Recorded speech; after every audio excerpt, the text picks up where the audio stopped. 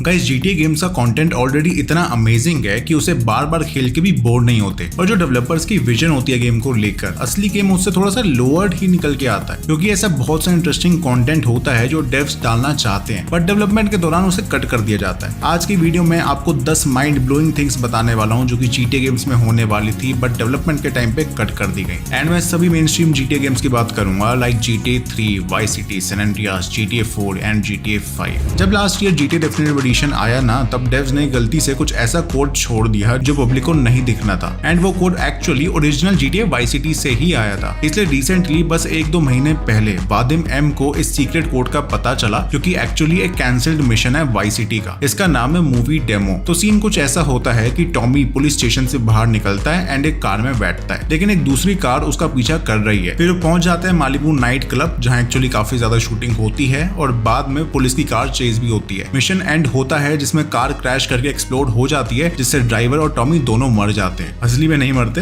क्योंकि ये एक्चुअली में एक मूवी का शूट था। तो कुछ ऐसा था मिशन जिसे बाद में कट कर दिया गया बिफोर रिलीज। मे भी आगे चल के मॉडर्स इसका मॉड बना के हमें खेलने दे गेम में। अभी जो आप फुटेज देख रहे हो वो वादिम एम ने ही मिशन रिस्टोर करके बनाई है। उनकी वीडियो का लिंक मैं दे दूंगा डिस्क्रिप्शन में, आप जाकर देख सकते हो।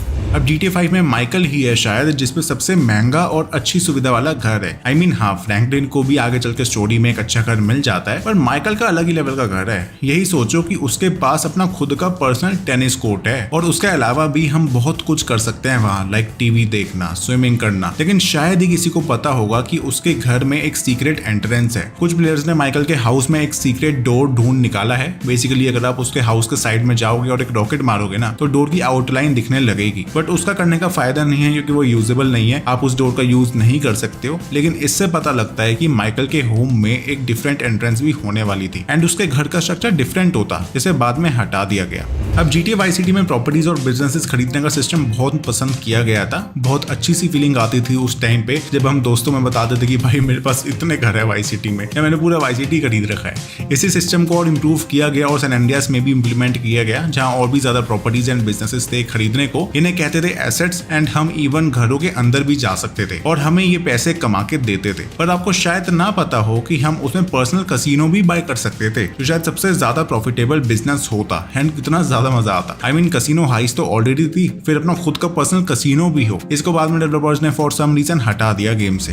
अब GTA 4 बाकी GTA गेम से दिखने में कितना डिफरेंट है ये मुझे आपको बताने की जरूरत नहीं है। एक ब्राउन ऑरेंज ग्लो पूरे गेम में रहता है जो कि उसकी थीम और स्टोरी पे सूट करता है। लेकिन एट सम पॉइंट इसमें व्हीकल रिफ्लेक्शंस भी होने वाली थी, मतलब कि दिन के टाइम व्हीकल्स पे शाइनी मिरर इफेक्ट होता, जो कि उसके ही एक स्क्रीनशॉट में देख सकते हैं जो गेम के रिलीज से पहले रिलीज किया गया था। लेकिन गेम टेस्टर्स के लिए वो डिस्ट्रैक्शन साबित हुआ और प्लेयर्स उस रिफ्लेक्शन से मानो अंधे ही हो जाते थे। बहुत ज्यादा ही रिफ्लेक्शंस थी और इसलिए उनको हटाना ही पड़ा। वेल, आप बताओ कि ये अच्छी लगती या फिर नहीं। अब Vice City के बाद सैन एंड्रियास में ऑलमोस्ट गेम के हर एक एस्पेक्ट में बड़ा जंप देखने को मिला था, चाहे वो स्टोरी हो, गेम प्ले मैकेनिक्स हो या गेम का मैप, क्योंकि सैन एंड्रियास का मैप एक्चुअली बहुत बड़ा एंड डाइवर्स है। I mean, 3 मेन सिटीज हैं, देन कंट्री साइड का एरिया है, माउंटेन्स हैं, तो आपको हर टाइप की सीनरी देखने को मिल जाती है गेम में। और बेसिकली ये रिक्रिएशन है कैलिफोर्निया का, क्योंकि लॉस एंजलिस, सैन फ्रांसिस्को सब उसी में आती है। गेम की सैन फिएरो सिटी बेस्ड है सैन फ्रांसिस्को पे एंड डेवलपर्स ने काफी टाइम स्पेंड किया था सिटी को रिक्रिएट करने में। अब प्लेयर्स ने ये पता लगाया कि गेम की फाइल्स में एक अननेम्ड आइलैंड है जो गेम में नहीं है। उस पे डेवलपर्स काम कर रहे थे और अगर वो होता गेम में तो सैन फिएरो कोस्ट पे आता। माना जाता है कि ये रियल लाइफ एल्काट्राज आइलैंड का रिक्रिएशन होता, जहाँ एक्चुअली एक प्रिजन और मिलिट्री भी है। तो अगर गेम में ये होता देन प्रोबेबली हमें प्रिजन रिलेटेड भी कुछ मिशंस मिल सकते थे गेम की स्टोरी में,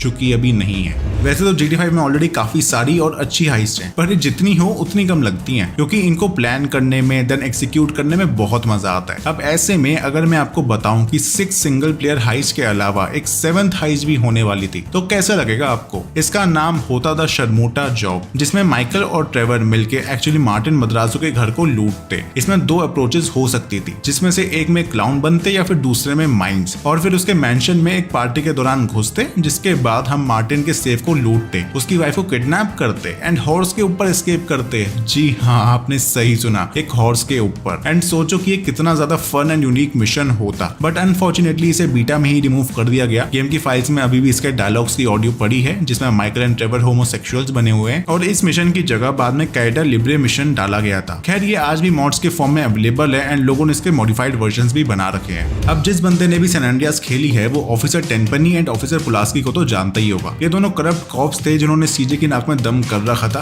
और बाद में इनको अच्छा खासा मजा भी चढ़ाया गया। पर क्या आपको पता है कि शायद officer Pulaski actually GTA San Andreas से पहले वाइस सिटी में भी आने वाला था, क्योंकि वाइस सिटी की गेम फाइल्स में एक ऑडियो मिली है जो कि मेन गेम में कभी यूज ही नहीं हुई, और वो एक्चुअली डायलॉग है केन रोजनबर्ग का, जिसमें वो किसी से कह रहा होता है कि ऑफिसर पुलास्की को बुलाओ। उस पे मेरे बहुत आसान है, जिससे ये थ्योरी निकल कर आई कि शायद पुलास्की ने पहले VCPD यानी कि vice city police department join किया होगा, जिसके बाद वो गया होगा LSPD यानी कि Los Santos police department, and then उसने फाइनली क्रैश ज्वाइन किया होगा जो है community resources against street hoodlums. वैसे इनका काम था स्ट्रीट गैंग्स को रोकना, पर इन्होंने तो उनको बढ़ावा ही दिया था। खैर इससे ये भी पता चलता है कि शायद एडी पुलास्की वाइस सिटी में होने वाला था और केन रोजनबर्ग की स्टोरी में एक रोल प्ले करता। GTA 5 पहला गेम था जब हमें फीमेल पुलिस ऑफिसर्स देखने को मिली गेम में, लेकिन आपको शायद नहीं पता होगा कि GTA 4 में भी पहले फीमेल पुलिस आने वाली थी। एंड इवन उसके ट्रेलर में हम देख सकते हैं, ट्रेलर के 28 सेकंड्स मार्क पे लार्ज क्राउड में से एक फीमेल पुलिस ऑफिसर भी दिख जाती है। उसके रेड हेयर है एंड पुलिस यूनिफॉर्म पहनी है, जिसका मतलब GTA 4 में ही फीमेल पुलिस ऑफिसर्स देखने को मिल जाती, पर बाद में फॉर सम रीजन ऐसा नहीं हुआ एंड उन्हें हटा दिया गया।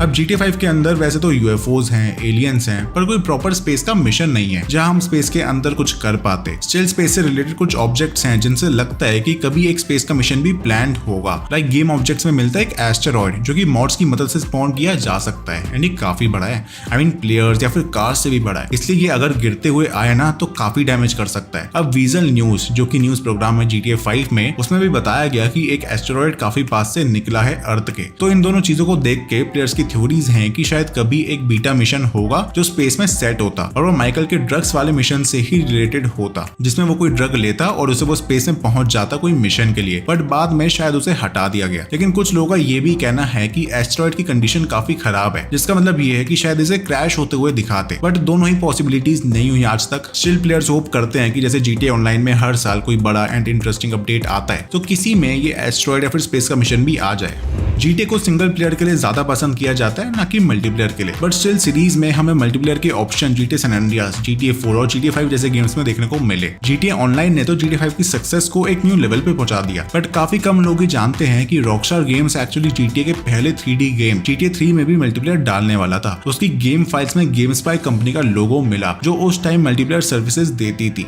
इवन डेव्स ने भी इसके बारे में बताया कि उनके पास आइडिया था मल्टीप्लेयर बनाने का, पर उसे वो ज्यादा आगे तक नहीं ले जा पाए, और उसके लिए एक अलग टीम बनाने की जगह उन्होंने वाइस सिटी पे फोकस करने का सोचा, क्योंकि वो जिस लेवल का मल्टीप्लेयर गेम बनाना चाहते थे उसके लिए टेक्नोलॉजी नहीं थी उस टाइम। तो यही थी गाइस 10 माइंड ब्लोइंग थिंग जो कि मेरे को आपको बतानी थी, जो कि हमें GTA गेम्स में देखने को मिलती, बट अनफॉर्चुनेटली वो कभी नहीं आई। अगर आपको ये वीडियो अच्छी लगी है तो लाइक कर दो, साथ ही चैनल भी जरूर सब्सक्राइब कर दो ऐसी वीडियोस देखने के लिए। मिलता हूं मैं आपसे अगली वीडियो में, तब तक के लिए टाटा बाय बाय।